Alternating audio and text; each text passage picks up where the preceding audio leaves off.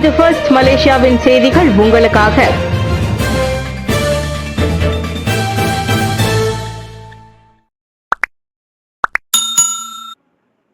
110 கோடி ரிங்கிட் மதிப்பிலான முதலீடுகளுடன் பிரதமரின் இங்கிலாந்துக்கான பயணம் நிறைவடைந்தது.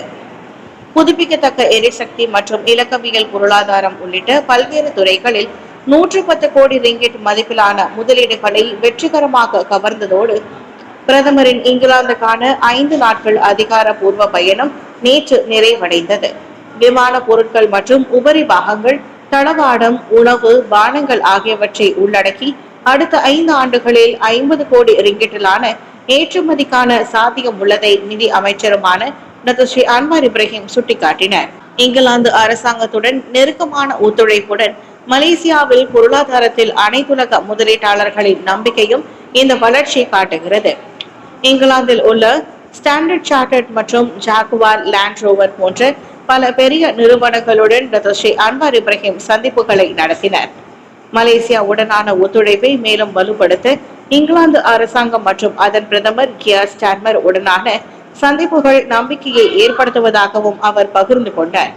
இதனிடையே இங்கிலாந்திற்கான தமது பயணம் நிறைவடைந்ததும் அன்வார் ஞாயிற்றுக்கிழமை தொடங்கி 2 நாட்களுக்கு பெல்ஜியத்திற்கு பயணம் மேற்கொள்ளவிருக்கிறார். இனம், மதம், ஊழல்களில் இருக்கும் தீவிரவாதத்தை இளைஞர்கள் துணிச்சலாக நிராகரிக்க வேண்டும். இனம், மதம் மற்றும் ஊழல்களில் இருக்கும் தீவிரவாதத்தை மலேசியாவின் இளைய மற்றும் புதிய தலைமுறையினர் துணிச்சலாக நிராகரிக்க வேண்டும். பல்வேறு இனங்களோடு அமைதியாக இருக்கும் மலேசியாவை இன மற்றும் மத தீவிரவாத அடிப்படையில் நாட்டை பிளவுபடுத்த சில தரப்புகள் முயற்சிப்பதாக பிரதமர் டத்தோஸ்ரீ அன்வார் இப்ராஹிம் கூறியுள்ளார். முஸ்லிம்கள், மலாய்க்காரர்கள் மற்றும் பூமிபுத்ரா என்ற பெரும்பான்மை அடிப்படையில் உரிமைகளை அரசியலமைப்பு உறுதிப்படுத்தும் நிலையில் இன அடிப்படையிலான கொள்கைகளை பயன்படுத்தி இதர இனங்களுக்கு எதிராக வெறுப்புணர்வை தூண்டும் நடவடிக்கைகளை சில தரப்புகளும் மேற்கொள்வதாக அன்வார் கூறினார். இங்கிலாந்துக்கு 5 நாட்கள் அலுவல் பயணம் மேற்கொண்டிருக்கும் பிரதமர் செய்தியாளர்கள் சந்திப்பில் அதனை கூறியுள்ளார். வளர்ச்சியை குறிக்கோளாக கொண்டு தொடர்ந்து மேம்பாடு அடைந்து வந்த மலேசியா பலவீனமான நிர்வாகம் என்றும் மற்றும் பேராசை காரணமாக பின்னடைவை சந்தித்ததாகவும் அவர் குறிப்பிட்டார். பல இனங்கள் வாழும் நாட்டில் சகிப்புத்தன்மையின் அவசியத்தை தவிர ஊழலையும் மத வெறியையும் தகர்த்து இளைஞர்கள் வருங்காலத்தை துணிச்சலோடு எதிர்கொள்ள வேண்டும் என்று தாம் விரும்புவதாக பிரதமர் விளக்கினார். மலேசிய சூப்பர் லீக் கிண்ணம் முதல் அரையிறுதியில் JDT வெற்றி. மலேசிய சூப்பர் லீக் கிண்ண காற்பந்து போட்டியின் முதல் அரையிறுதி ஆட்டத்தில் நடப்பு வெற்றியாளரான ஜொஹோரின் JDT 4-0 என்ற கோல்களில் தெரங்கானு FC-யை தோற்கடித்தது. சொந்த அரங்கில் தெரங்கானு வெற்றி பெறும் என்று கணிக்கப்பட்ட வேளையில் ஒரு கோல் அடிக்க முடியாமல் அது திணறியது. முதல் பாதி ஆட்டத்தில் கோல் அடிக்க இரு அணிகளும் மாறி மாறி முயற்சி செய்தன. அதில் JDT-யின் முதல் கோல் ரோமன் மோல்ஸ் வழி 17வது நிமிடத்தில் அடிக்கப்பட்டது. இரண்டாம் பாதியில் நுழைந்ததும் இரு அணிகளும் மீண்டும் கோல் அடிக்க ஆட்டத்தின் வேகம் அதிகமானது. அதில் 79வது நிமிடம் JDT-யின் இரண்டாம் கோல் போடப்பட்ட வேளையில் மூன்றாம் கோல் 84வது நிமிடத்தில் அடிக்கப்பட்டது. சுமார் 11,000 ரசிகர்கள் கூடியிருந்த தெரங்கானு அரங்கில் JDT அதன் 4ஆம் கோலை ஆட்டத்தின் இறுதி நிமிடத்தில் போட்டது.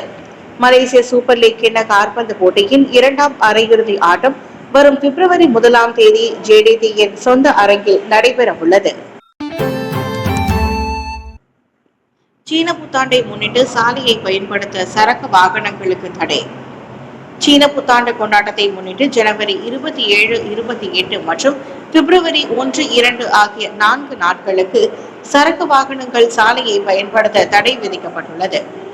மேலும் இவ்வாண்டு ஜனவரி 28 தொடங்கி பிப்ரவரி 2ஆம் தேதி வரை அரச மலேசிய போலீஸ் படை PDRM-இன் சிலாமாட் சோதனை நடவடிக்கை முழுவதிலும் சாலை தடுப்பு நடவடிக்கையுடன் தேசிய வேக வரம்பு குறைப்பு உத்தரவும் அமல்படுத்தப்படும்.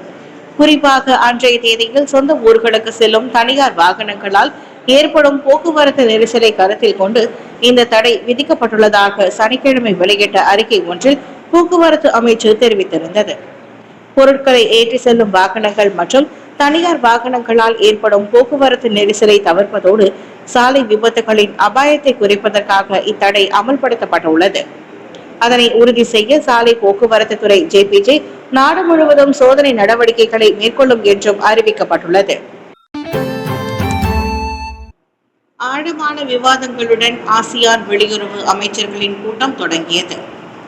அமைச்சர்கள் அளவிலான கூட்டத்திற்கு முன்னதாக வட்டார பிரச்சினைகள், திட்டங்களை வகுப்பது மற்றும் ஆசியான் உறுப்பு நாடுகளின் நிலைப்பாடுகளை ஒருங்கிணைப்பது குறித்த ஆழமான விவாதங்களுடன் ஆசியான் வெளியுறவு அமைச்சர்களின் கூட்டம் நேற்று காலை தொடங்கியது. வெளியுறவு அமைச்சின் பொதுச் செயலாளர் டத்தோஸ்ரீ அம்ரின் முகமது ஜிம்மின் தலைமையில் நடைபெற்ற இக்கூட்டம் இன்று நடைபெறவிருக்கும் ஆசியான் வெளியுறவு அமைச்சர் மாநாட்டிற்கான முக்கிய தயார்நிலை சந்திப்பாக அமைகிறது.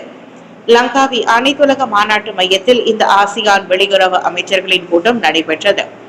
அதில் ஆசியான் வெளியுறவு அமைச்சர்களிடையே உற்பத்தி மற்றும் ஒருங்கிணைப்பின் அடித்தளமாகவும் அது அமைந்திருந்தது.